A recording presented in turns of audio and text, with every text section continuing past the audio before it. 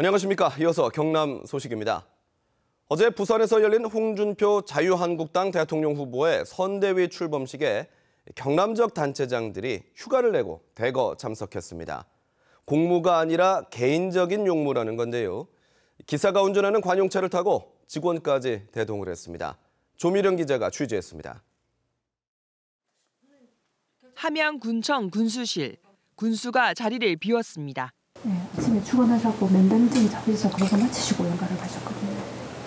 휴가를 낸 군수는 함양에서 2시간 30분 거리에 부산에서 열린 홍준표 자유한국당 대통령 후보 선대위 발대식에 참석했습니다.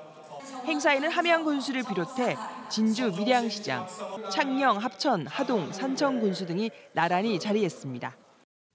하동 군수는 해외 출장 일정까지 하루 앞당겨 귀국했습니다.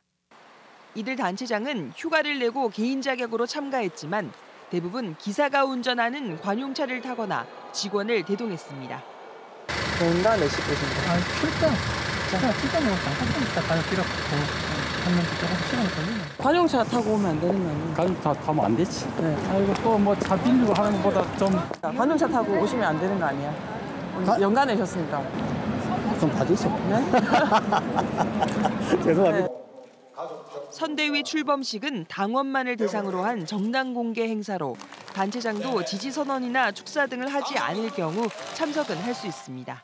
연가 기간에 단체장이 관용 차량을 이용하는 것은 공과 사를 구분 못하는 후진적 행태이고 더군다나 공무원을 대동하는 것은 공직자로서의 자세와 도덕성에 문제가 많다고 지적할 수 있습니다. 시정과 군정은 뒤로 하고 부산까지 가서 정당 행사에 눈도장을 찍으면서도 관용차와 직원 대동까지 복무 규정은 지켜지지 않았습니다. KBS 뉴스 조미령입니다. 요즘 창원시 의회에서는 창원 출신의 세계적인 소프라노 조수미 씨가 설립을 추진하는 예술학교를 각자의 지역구에 유치하겠다는 논의가 한창입니다. 조수미 예술학교 설립은 가능한지 김현수 기자가 취재했습니다. 창원 동업 출신의 세계적인 소프라노 조수미 씨. 조수미 씨와 창원시는 지난해 창원에 예술학교를 세우기로 업무 협약을 맺었습니다. 국제적인 수준의 중고등학교를 먼저 개교하고 초등학교와 유치원 과정까지 확대한다는 내용입니다. 그런 전반적인 내용을 아마 올해 상반기까지는 그렇게 조율을 해서 방향성을 좀 확실하게 좀 잡으려고 하고 있어요.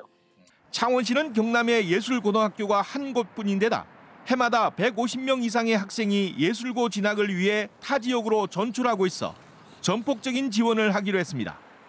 문제는 600억 원 이상으로 추정되는 학교 설립비. 조수미 예술학교는 사립학교로 추진되기 때문에 조수미 씨 측이 예산을 부담해야 합니다. 조 씨 측은 또 공연장이 많은 창원 도심의 학교 설립을 원하고 있어 적절한 터 확보도 관건입니다. 대상부지를 추천한다든지 각종 행정적인 편의를 최대한 제공하고자 합니다. 예술학교가 꼭 설립될 수 있도록 최대한 최선을 다하고자 합니다. 조수미 씨 측과 창원시는 조만간 만나 이 같은 문제에 대해 논의를 할 예정입니다. 조수미 씨가 고향인 창원에서 후학 양성을 위한 예술학교를 설립하기까지는 최소 3년 이상 걸릴 것으로 보입니다. 양측이 그 사이 원만한 협의를 이뤄낼 수 있을지 주목됩니다. KBS 뉴스 김현수입니다. 오늘 새벽 5시쯤 하동군 금성면 궁황리에서 산사태가 나 59번 국도 광양방면도로로 토사가 무너져 내렸습니다. 이 산사태로 51살 조모 씨가 몰던 트레일러가 낙석과 충돌했지만 다행히 인명피해는 없었습니다. 하동군과 소방당국은 산사태가 난 광양방면도로 일부 구간을 통제하고 복구 작업을 하고 있습니다. 어제 오후 3시 40분쯤 밀양시 삼랑진읍 율동리에 한 폐고철 재생업체에서 불이 났다 1시간여 만에 꺼졌습니다. 이 불로 다행히 인명피해는 없었지만 공장 626제곱미터 1개 동과 작업 기계가 모두 타고 바로 옆 조선기자재 제조 공장의 천장 일부도 태워 소방서 추산 1억 4천만 원의 재산 피해를 냈습니다. 경찰과 소방당국은 파쇄기 안에서 불티가 컨베이어 벨트로 떨어졌다는 작업자의 말을 토대로 정확한 화재 원인을 조사하고 있습니다. 영화관이 없는 농촌에 작은 영화관이 들어서 주민들의 호응을 얻고 있습니다. 문화 사각지대를 없애기 위해 경남의 모든 군 지역에 이 작은 영화관 건립이 추진되는데요. 지역 간 문화 불균형이 조금씩 해소될지 관심입니다. 오종호 기자의 보도입니다. 합천군에 30여 년 만에 들어선 작은 영화관. 규모만 작을 뿐 내부 관람 여건은 도시영화관 못지않습니다. 영화관이 없는 지역에 국비와 도비 등이 투입돼 건립된 것으로 운영은 비영리 단체가 맡고 있습니다.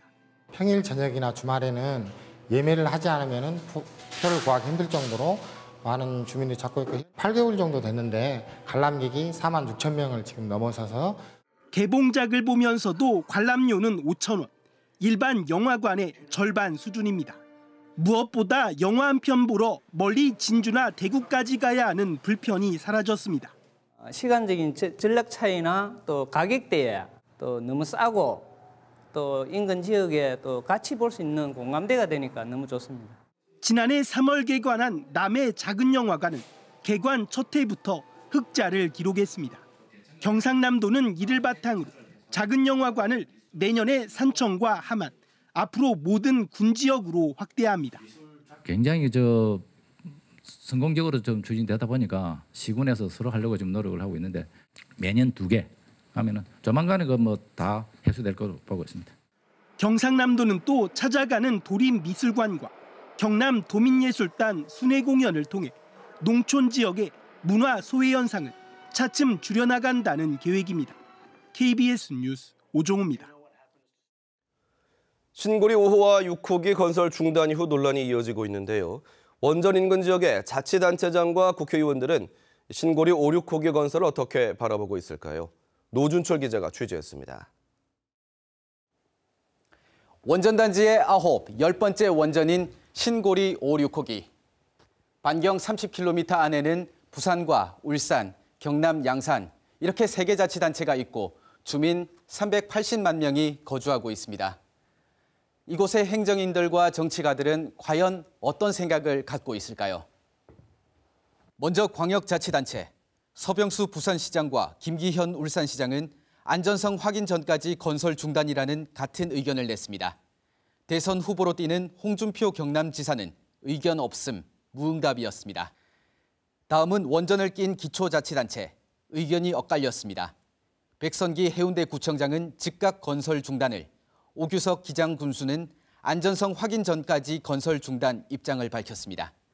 반면 신장열 울주군수와 나동연 양산시장은 건설을 계속하되 안전성 확보라는 조건을 달았습니다. 다음은 지역구 국회의원, 해운대갑 하태경 의원과 양산을 서형수 의원은 즉각 건설 중단을 선택했습니다. 그러나 기장군 윤상직 의원과 해운대을 배덕광 의원, 울주군 강길부 의원, 양산갑 윤영석 의원은 건설을 계속하되 안전성 확보라는 입장입니다. 다시 정리하면 건설 중단 3명, 안전성 확인 전까지 건설 중단 3명, 건설을 계속하되 안전성 확보 6명이고 현행처럼 건설 계속은 단 1명도 없습니다. 지난해 9월 경주 지진 이후 커진 반원전 여론을 의식한 듯 당장이라도 신고리 5, 6호기의 건설을 멈추자 이런 강경 의견이 등장했습니다. 또 누구나 신뢰할 수 있는 안전성을 반드시 확보해야 한다는 의견이 지배적이었습니다. 부지 안전성 논란이 제기된 신고리 5, 6호기. 그 앞날이 결코 순탄치 않을 것임을 예고하고 있습니다. KBS 뉴스 노준철입니다.